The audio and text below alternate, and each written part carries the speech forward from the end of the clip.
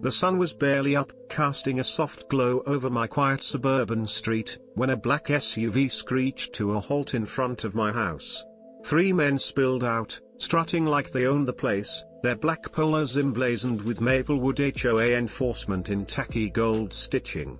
The leader, a wiry guy with a knockoff badge dangling from his belt, barked, "Come out now, or we're dragging you in." His hand hovered near a cheap holster, the kind you'd find in a costume shop. His 2 sidekicks, one stocky and the other clutching a clipboard like it was a shield, marched onto my lawn with all the confidence of wannabe action stars. I leaned against my porch railing, coffee mug warm in my hand, steam curling up into the crisp morning air. From the second they opened their mouths, I knew these clowns weren't real cops. Their badges screamed dollar store, their holsters sat wrong, and their tough guy act was about as convincing as a bad community theater performance. What they didn't know was that I wasn't just some homeowner they could bully. I'm federal, and they'd just stormed the wrong driveway. Before I get into how this all went down, if you're loving this wild tale, smash that like button and drop a comment below. Where are you watching from? And don't forget to subscribe to Midnight Tales for more jaw-dropping stories where HOA tyrants get their comeuppance. Let's rewind to how this mess started. Karen, the self-proclaimed queen of our HOA, had been gunning for me since the day I moved in. You've met her type, power-hungry, nosy, and impossible to please. My government-issued SUV parked in the driveway. Too militarized for her precious neighborhood vibe. My porch light. Apparently, it disrupted her vision of uniform perfection. Even my flagpole, proudly flying the stars and stripes, was suddenly a traffic hazard. I brushed her off, figuring she'd tire herself out. But Karen wasn't the type to let things slide. Ignoring her was like poking a hornet's nest. She started slapping me with bogus fines, wrong trash can placement, unauthorized mailbox color, you name it. I fought every single one and won, which only made her madder. Her petty citations were no match for someone who deals with real stakes for a living.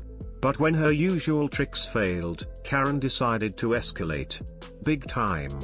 That's where the fake cops came in. It was a peaceful Saturday morning, the kind where you're just settling in with a fresh cup of coffee, when that SUV rolled up. The 3 stooges piled out, looking like they'd rehearsed their tough guy routine in front of a mirror.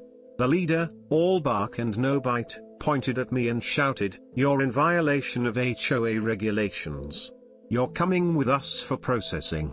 I nearly choked on my coffee. Processing? What was this, a neighborhood gulag?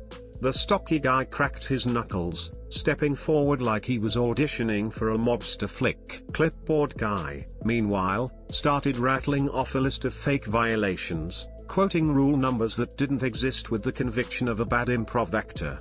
I let them ramble for a moment, sipping my coffee, sizing them up.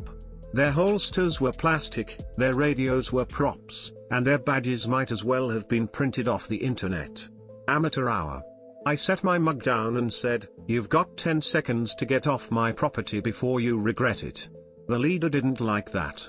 His face twisted, and he lunged, grabbing for my arm. Big mistake. Training kicked in like muscle memory. I twisted his wrist, locked it, and had him face first on my porch boards before he could blink, my knee planted firmly in his back.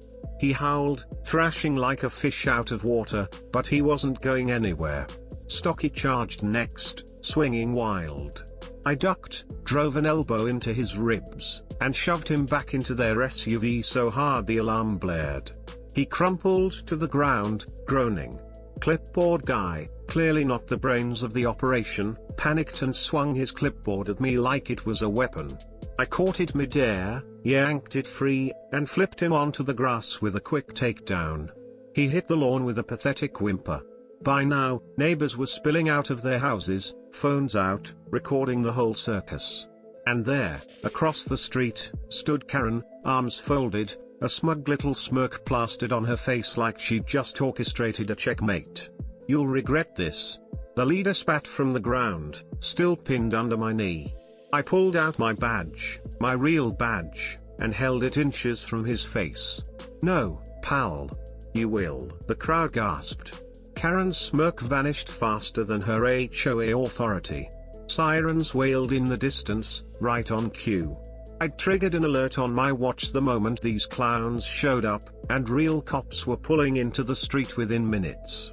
The fake enforcers were cuffed and stuffed into squad cars before they could mutter another fake rule. The neighbors' footage was already going viral, and my security cameras had caught every second of their pathetic performance. Under questioning, the wannabe cops cracked like cheap glass. Turns out, Karen had hired them under the table to rough me up and drag me to the HOA office as some kind of power play. She thought humiliating me would scare the neighborhood into submission. Instead, it was her downfall. The evidence was airtight: neighbor videos, my camera footage, and a paper trail linking Karen to her hired muscle. The judge didn't hold back.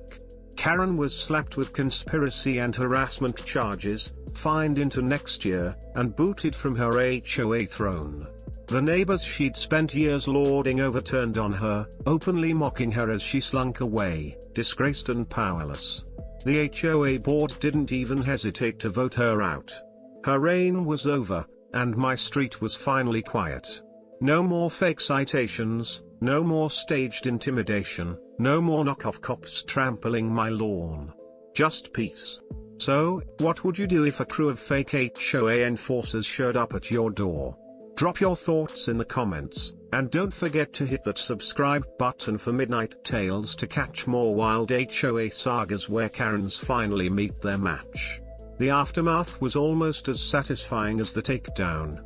Karen's fall from grace was the talk of the neighborhood for weeks.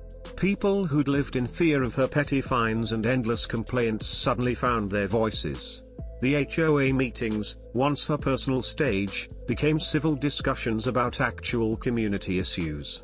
My driveway, once a battleground, was just a driveway again.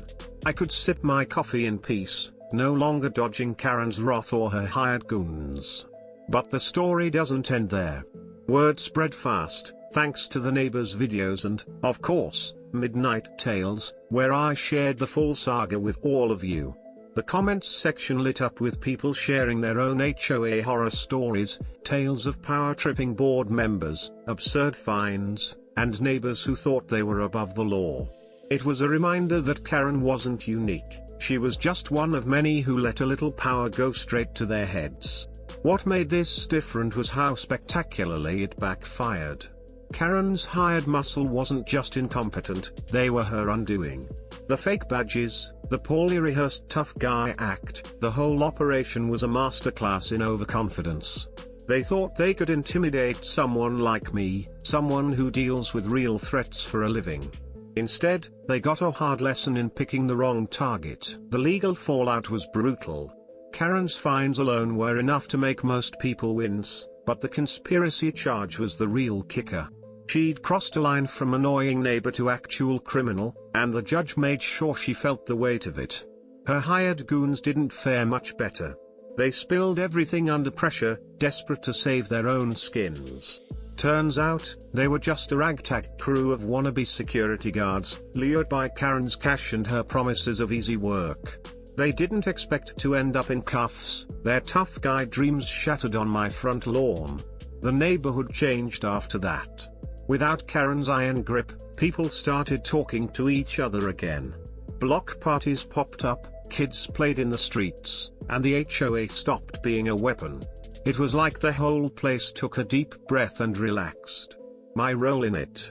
Just a guy who wanted to drink his coffee in peace. But I'll admit, there was something satisfying about watching Karen's empire crumble. She'd spent years making everyone's lives miserable, and now she was the one on the outside, looking in. If you're still here, you're probably wondering what happened to Karen after the dust settled. Last I heard, she moved to another neighborhood, probably to start her reign of terror all over again. But she'll think twice before hiring fake cops to do her dirty work. As for me, I'm back to my routine, coffee on the porch, flag flying high, and no HOA goons in sight. If you've got a story about a Karen or an HOA gone wild, share it below. I read every comment on Midnight Tales, and I love hearing how you've dealt with your own neighborhood tyrants. And if you haven't already, hit that subscribe button and join the Midnight Tales crew for more stories where the little guy fights back and wins. So, tell me, what would you do if a squad of fake HOA enforcers rolled up to your house? Drop your answer below, and let's keep the conversation going. Until next time, stay sharp, and don't let the Karens of the world push you around.